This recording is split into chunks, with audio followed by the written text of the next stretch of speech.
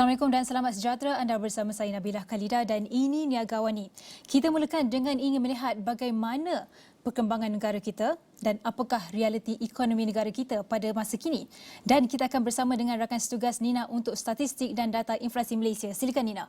Baik, terima kasih Nabilah. Seperti yang kita tahu, Jumaat lalu Jabatan Perakaan Malaysia DOSM telah melaporkan kadar inflasi Malaysia pada bulan Ogos yang terkini kekal pada 2% pada Ogos ini. Sama dengan kadar pertumbuhan yang dicatatkan pada Julai 2023. Dan saya akan kongsikan secara terperinci bagaimanakah iaitu penyumbang kepada kadar inflasi kita yang terkini yang telah dilaporkan pada Ogos 2023. Seperti yang anda dapat saksikan di hadapan saya, inflasi Malaysia pada Ogos yang kita dapat saksikan kekal kepada 2%. Sama seperti bulan sebelumnya iaitu Julai pada 2023 yang kekal pada kadar yang sama iaitu kadar 2%. Dan kita nak lihat bagaimanakah kumpulan utama yang memberi sumbangan kepada kadar inflasi yang terkini kita.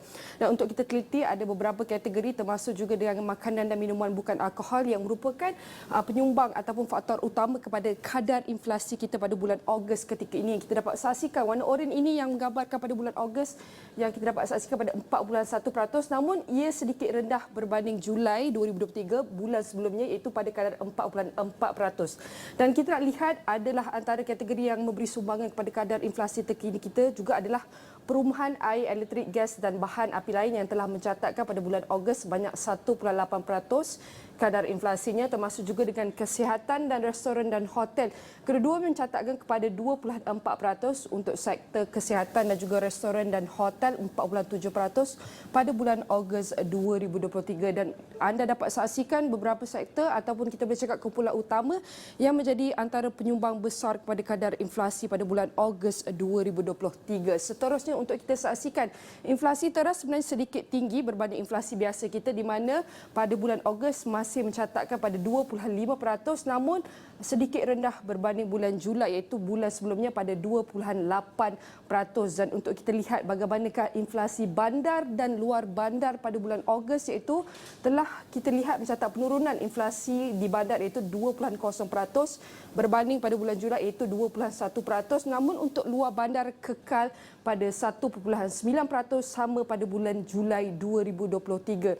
Dan untuk kita lihat bagaimanakah kadar inflasi di negara jiran di Malaysia iaitu berada pada 2%, dan kita lihat antara kadar inflasi di negara jiran yang kita dapat saksikan antara yang tertinggi di hadapan saya ini adalah negara Filipina yang telah mencatatkan kadar inflasi pada Ogos iaitu lebih tinggi berbanding Julai iaitu berada pada 5.3%. Manakala antara empat negara ini Indonesia, Thailand, Republik Korea dan Filipina, Thailand yang direkodkan iaitu mempunyai kadar inflasi yang terendah antara empat negara yang dicatatkan di sini iaitu sebanyak 0.9% yang telah dicatatkan kadar inflasi untuk negara Thailand. Sudah tentu ini adalah secara terperinci untuk kita lihat bagaimanakah kadar inflasi kita ketika ini, terutamanya untuk bulan Ogos, dan pada masa sama walaupun FOMC Reserve Persekutuan Amerika Syarikat tidak menaikkan kadar faedahnya, namun ia dijangka akan kekal tinggi untuk satu tempoh yang lama. Jadi kita nak lihat bergerak ke hadapan bagaimanakah kesaling hubungan serta impak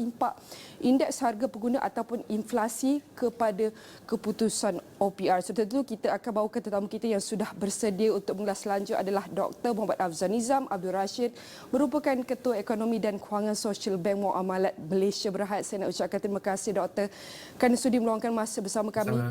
Doktor, saya nak terus tanya, data versus reality. Data 2% sudah ramai yang menjangkakannya, yang dijangkakan terutamanya oleh pakar.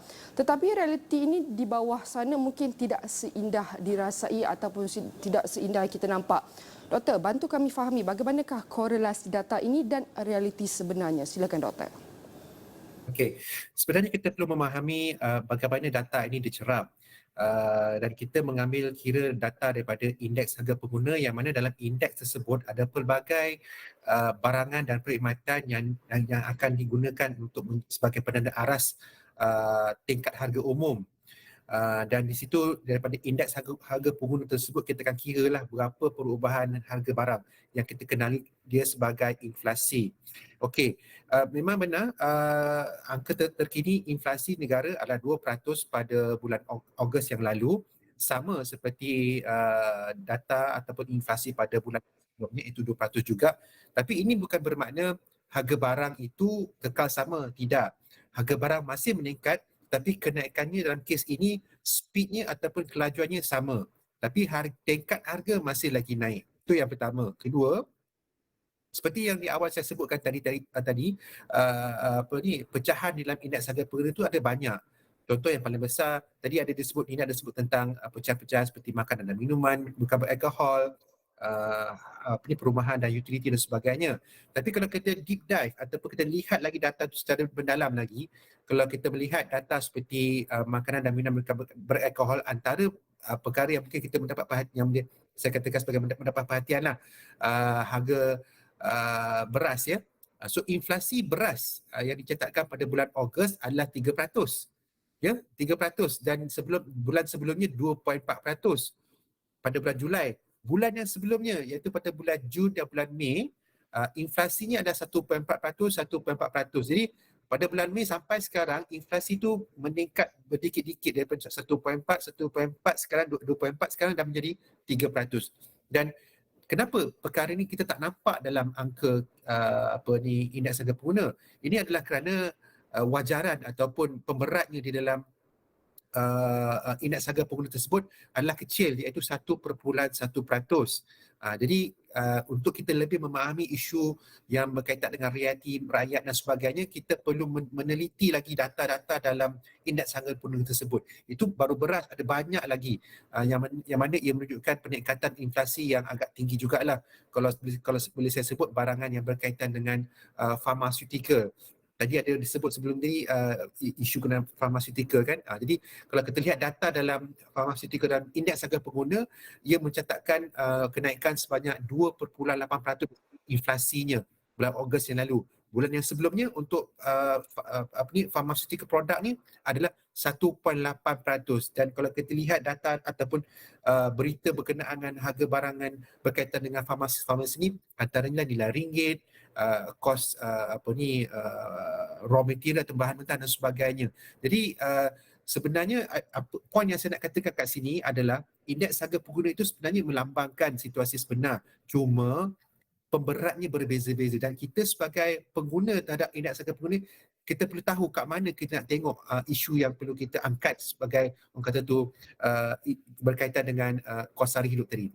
Tapi doktor, melihat kepada pemberat yang berbeza seperti doktor cakap tadi, tapi kita nak juga melihat bagaimana untuk kita menurunkan inflasi tapi pada masa sama seiring dengan usaha menaikkan kadar OPR, dan adakah kita perlu lihat kepada kebergantungan tinggi kepada dasar monetari atau sebenarnya ada dasar lain yang boleh membantu menurunkan inflasi ini sebenarnya, doktor? Okay. Dasar monetary ni secara umum ya, maksudnya dia melihat ekonomi itu secara agregat, melihat secara umum lah. Jadi bila berlaku kenaikan inflasi dan apabila terdapat tanda-tanda bahawa inflasi tersebut disokong oleh faktor permintaan, maka kebiasaannya dasar monetary merupakan dasar yang utama yang akan digunakan untuk merendahkan kadar inflasi tersebut.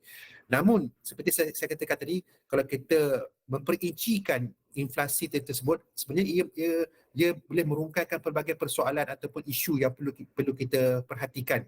Contoh, tadi saya sebut tadi berkenaan dengan harga beras dan inflasi telah meningkat. Jadi ini sebenarnya menuntut bahawa terdapat usaha yang perlu dilakukan untuk menyelesaikan masalah ini. Sudah pasti OPR bukanlah jawapannya. Jadi kita perlu melihat struktur pasaran tersebut. Kalau kita melihat dari segi penawaran, nampak gaya kalau kita lihat tahap sara diri dalam beras ni masih lagi rendah, iaitu sekitar 65%. Itu satu, itu dari segi pengeluaran.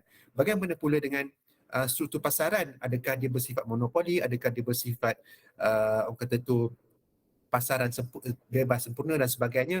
Kita pun perlu dikaji. Dan apakah berlaku aktiviti yang negatif seperti perbuatan sorok, perbuatan manipulasi harga ataupun wujudnya kartel dan sebagainya. Itu juga menuntut pihak berkuasa, pihak kerajaan untuk meneliti permasalahan yang dialami bagi mencapai suatu penyelesaian lebih tuntas, yang mana pengakhirannya harga barang tu bukanlah kita kata nak turun ya, setidak-tidaknya stabil. Satu lagi kita kena faham, harga barang ni kalau turun pun tak bagus juga. Kalau turun maka keuntungan bagi peniaga akan merosot. Apabila peniaga mengalami kemerosotan keuntungan, maka mereka tiada insentif untuk mengambil para pekerja.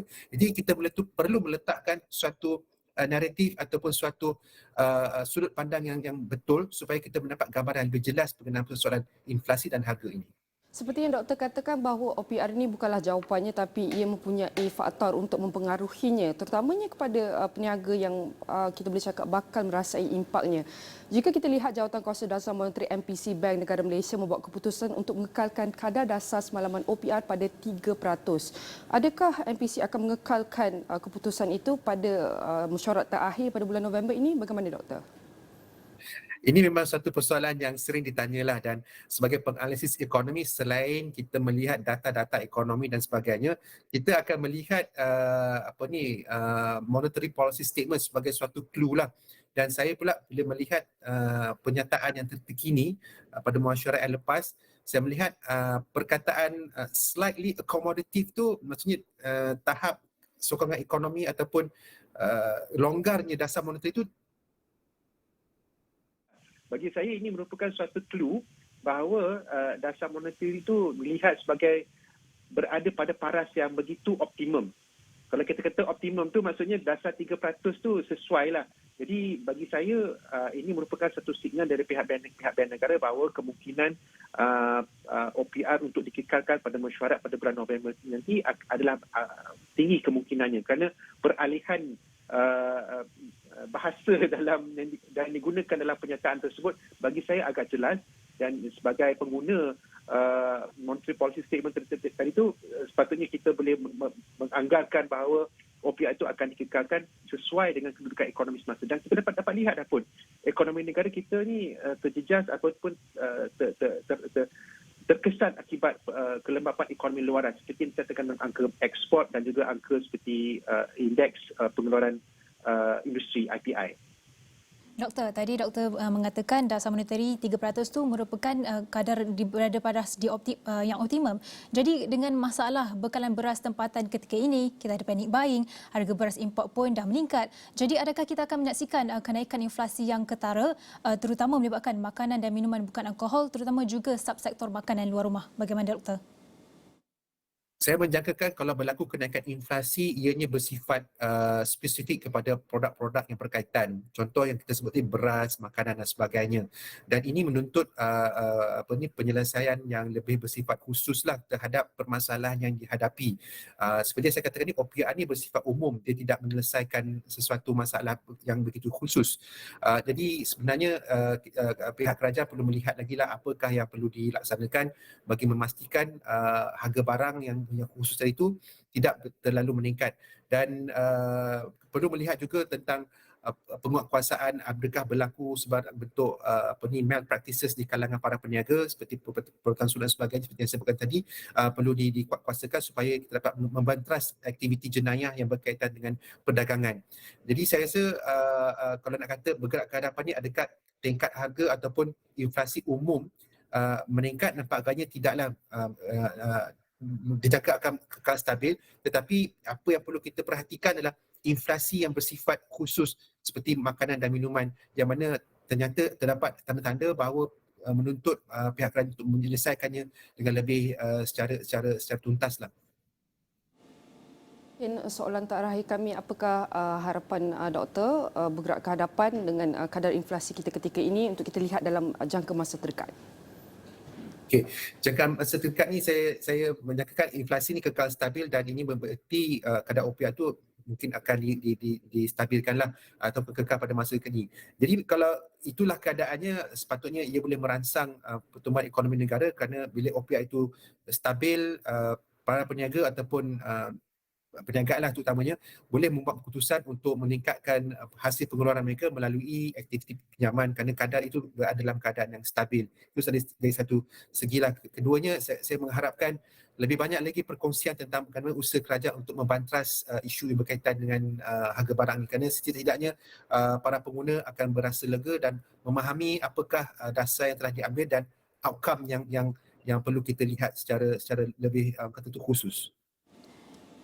topik tajuk utama kami adalah data versus reality. Walaupun data yang telah diterbitkan oleh pelbagai agensi ini tidak menggambarkan keseluruhan realiti suasana ataupun situasi ekonomi rakyat ketika ini, namun perlu kita ambil tahu kerana data dan statistik ini adalah antara indikator untuk kita lihat apakah situasi ataupun ekonomi rakyat yang perlu kerajaan dan pihak berkepentingan yang perlu dilakukan, apa lagi usaha ataupun langkah yang perlu dilakukan untuk kita tambah baik agar kita dapat mengangkat lagi ekonomi rakyat negara ini. Sudah tentu saya nak ucapkan terima kasih kepada tetamu kita Dr. Muhammad Afzal Abdul Rashid, merupakan Ketua Ekonomi dan Kewangan Sosial Bank Muamalat Malaysia Berhad, dan semua ini akan kami rangkumkan dalam astrawani.com dan semua platform digital Astro Awani.